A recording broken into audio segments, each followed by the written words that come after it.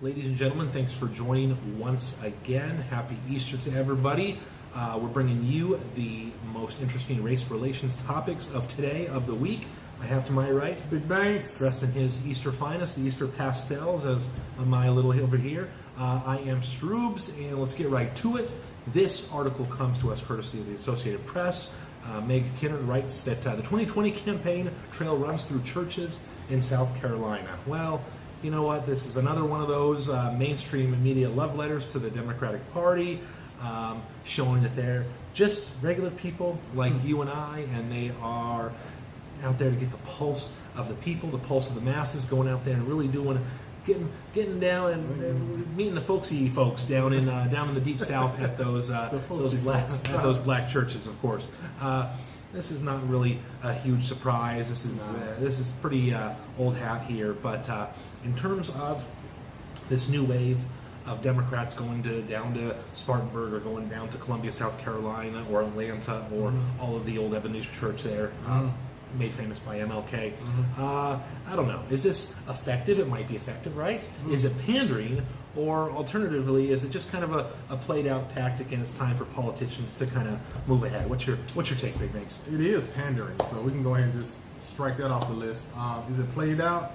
It's getting to the point that it's very played out. A lot of blacks, again, like I stated once before, they don't really care about politics. They just want to know who can give it to me for free, cut my taxes, and not bother me the most. And if you can do all those three things and one nice thing and put a bow on it, you pretty much got their vote. It's unfortunate I say that, but you know, Democrats has been giving stuff to black folks for free pretty much and made their life easy to the point that they're just submissive to the Democratic Party. Just say, you know, vote for us because we can keep this good stuff going. I'm not saying there's nothing wrong with it. People need the stuff they want to offer, then God bless them. You know, vote for what you believe in.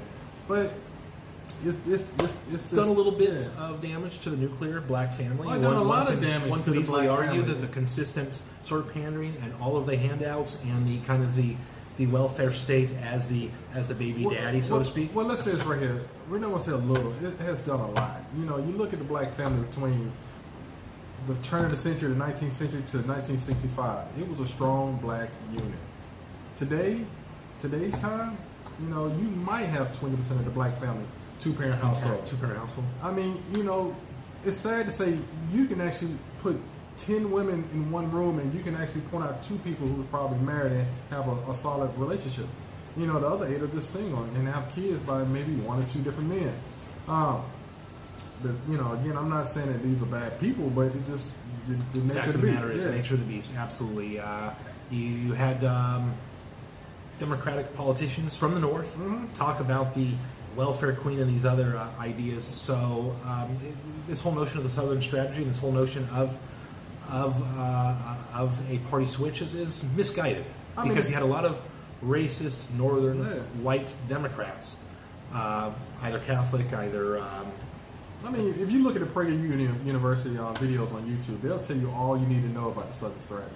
I mean, they'll break it down to you, and the great part about it, it's a black woman who will explain to you the Southern strategy and the myth of the Southern strategy. Yeah, so it's not enough black votes in the South to actually sway an election. Yeah, it's only, you know, worldwide it's 14 million blacks. In the South, you might have 60% of them. You've seen major strides, though. You saw Stacey Abrams in Georgia with her 2018 efforts. A pretty close election. She was not willing to concede right away, but you've seen other African Americans struggle mightily to capture that vote.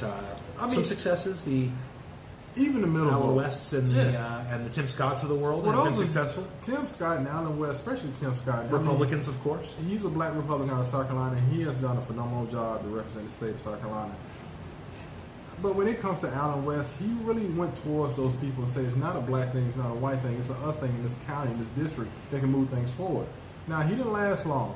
But when you look at most Democrats, black Democrats, they just want to go and just pull at the heartstrings and say, these evil Republicans are trying to take your life away from you and put you back in chains and take your rights away, which is not true. Think about it. More Republicans and more conservatives have given more rights to black folks than Democrats ever have. Now, granted, it might come in the view of, you know, subsidies here, a benefit on your taxes over there, but de facto reparations. It's not helping. It's not putting jobs or helping out in schools. I mean, self-fulfillment, self-actualization, and all those other personal qualities have sort of been lost, right? When the state comes in there and acts as the primary benefactor, the caregiver, exactly. And you're not building any kind of self-confidence or a sense of self-worth, and I think that's what's really been lost over the course of the last many decades. You see it in big northern Democratic-controlled cities. You see it across the South with heavy pockets of black Democratic votes. Votes that are really taken for granted, right? It's here are the handouts, here's the government subsidies for this, that, and the other, and we'll see you again in 2 years, we'll see you again in 4 years. I tell people, and people, laugh when I say it, but, government handouts is the worst drug in the world. To any group of people. I don't care if you're black, white, or whoever. Because when you look at statistics, more white folks use government subsidies than blacks. And when you look at the numbers, it's more whites than blacks. So, I mean, no, but when you look at the need of the black population is not being attended to. Schools, jobs, training programs, things of that nature actually we can build wealth. Give people education when it comes to finances, access to financial markets. These things don't come through endless government subsidies with nothing in return, with no sort of... no teaching aspect to anything they give you. They say, here's the check, we'll see you in a month later. And again, I'm not saying this is all blacks. A lot of other races use government subsidies. But when you look in the black community, we more so rely on government subsidies than any other group of people. Absolutely. So we will see. The photos are hilarious. Check them out if you can. We've got Kristen Gillibrand of New York out there doing her hallelujah.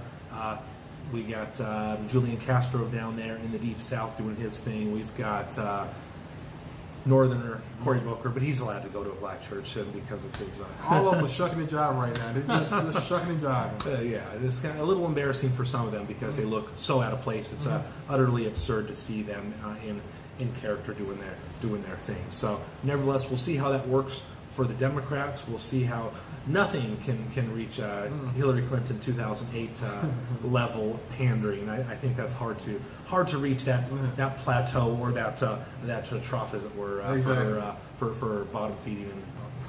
So nevertheless, we will catch you next time, folks. Thanks for joining again, and we will be back with you next time to discuss the race relation issues of the day.